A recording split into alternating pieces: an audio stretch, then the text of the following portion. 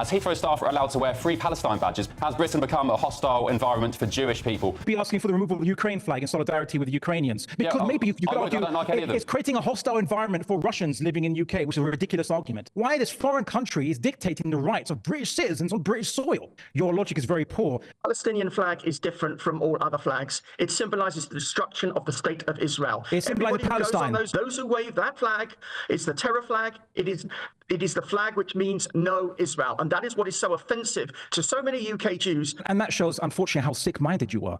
That a national flag, a simple national flag of a people who are a nationality, who live in Palestine, who have ancestry, and let me finish, sir.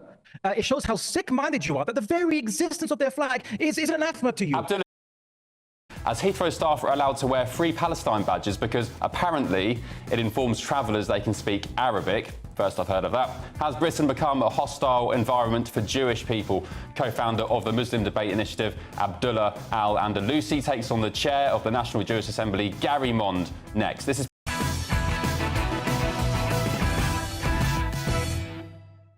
is Patrick Christie's Tonight with me, Ben Leo, only on GB News. Now, has Britain become a hostile environment for Jewish people? It's time now for the head-to-head.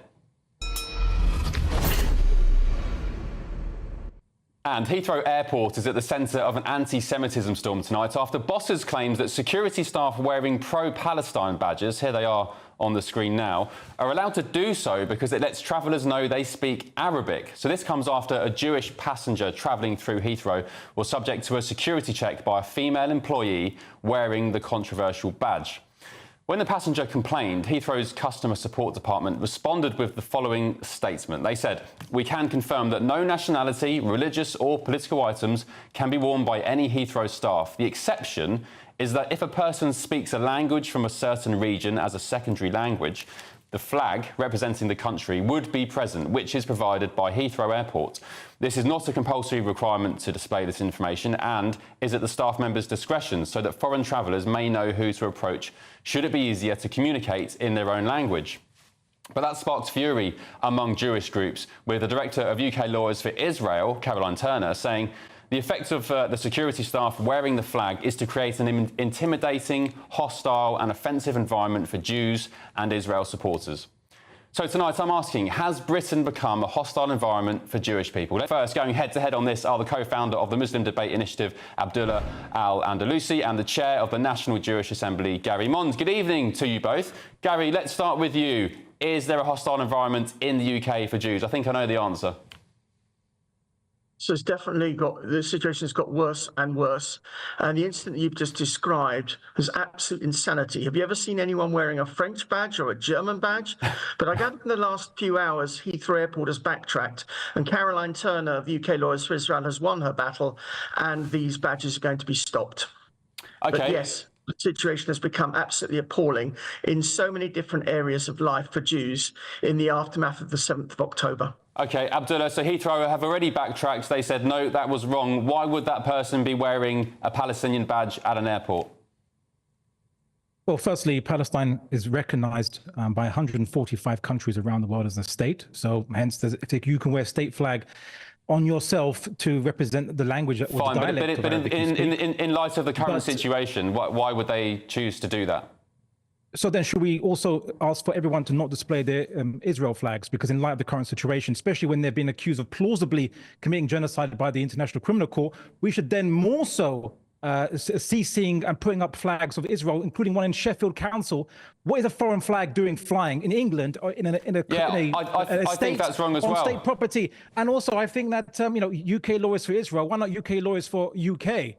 You know, if you're going to be nationalist about things, as GB News tends to be, then be nationalist. Why this foreign country is dictating the rights of British citizens on British soil? Are they? Right? Wait, what do you mean by that? Who's doing that? Well, the UK Lawyers for Israel. Hence, it's in the wording there. Well, it's just a working group in the UK, isn't it? You've got your chair of the Muslim. It's just so that they just put the word for Israel as just a bit of a joke. Then they just. Well, Abdullah, you are the co-founder of the Muslim debate initiative. So what's the difference? Yes, that's not. It's a Muslim is name of a religion. You have British citizens are Muslim. You're saying that you can't be British and Muslim? You've just literally tripped over your own argument. You're saying, why is there an Israeli organisation in the UK? Why is there a Muslim organisation in the UK? No, why is there a UK organisation that states that it's for a foreign country? That's my argument. So I haven't tripped over anything. Your logic is very poor. Religion and state or nationality are not the same thing. Oh, right? Well, don't you know the difference? What are they? At the UN, what state at the UN is called Muslim? What state at the UN is called Jew? What state at the UN is called Christian? Please tell me that, sir. Okay, well, one point I do agree with you on is the fact that any badge displayed in public, I mean, it's been LGBT Pride Week, whatever it's been this week. I don't want to see any political persuasions or ideologies displayed in public service. Will you be asking for the removal of the Ukraine flag in solidarity with the Ukrainians? Because maybe you could argue I don't like any of them. It's creating a hostile environment for Russians living in the UK, which is a ridiculous argument. And also, Marian Margolis, a very famous Jewish actor, would disagree with the connection of Jews and Israel. They are not connected. Many Jews reject Israel. Israel is not representing Jews around the world. It's actually anti-Semitic to say that Israel represents Jews around the world. Let me bring Gary. Why are you being anti-Semitic then? Why are you being anti-Semitic? It is all semantics. The big problem is the interference of politics in both sport and entertainment and in so many areas of life where politics does not belong. I'm a former international butterfly swimmer 50 years ago, and I remember how we first started to see the problem when the Moscow Olympics were boycotted by the Americans. And the problem has got worse and worse, culminating in what we saw a few weeks ago with the Eurovision Song Contest. We must keep politics out of sport and entertainment and indeed daily life, as we're seeing at Heathrow Airport.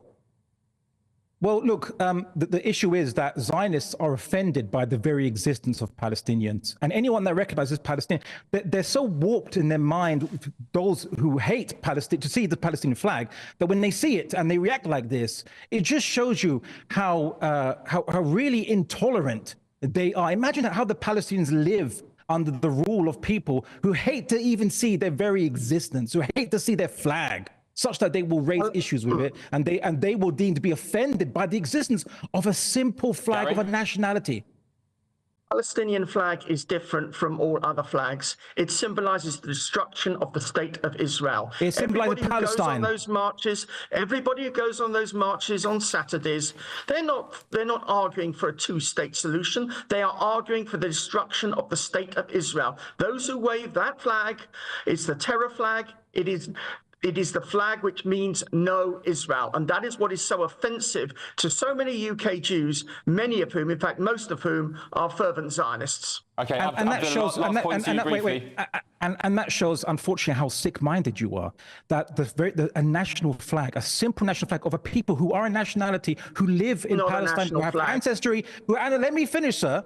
It shows how sick-minded you are, that the very existence of their flag is an anathema to you. Abdullah, do you think October the 7th hate it so much was equally as sick? You want to stamp it out. All I'm saying is this, that if anyone gets... Answer my question, please. Do you think October the 7th was equally as sick? Because that Palestinian flag, since October the 7th, every other weekend in London, you've had chants from the river to the sea, calling for this and that. You've had all sorts of signs. Do you think what happened in October... Do you condemn what happened on October the 7th?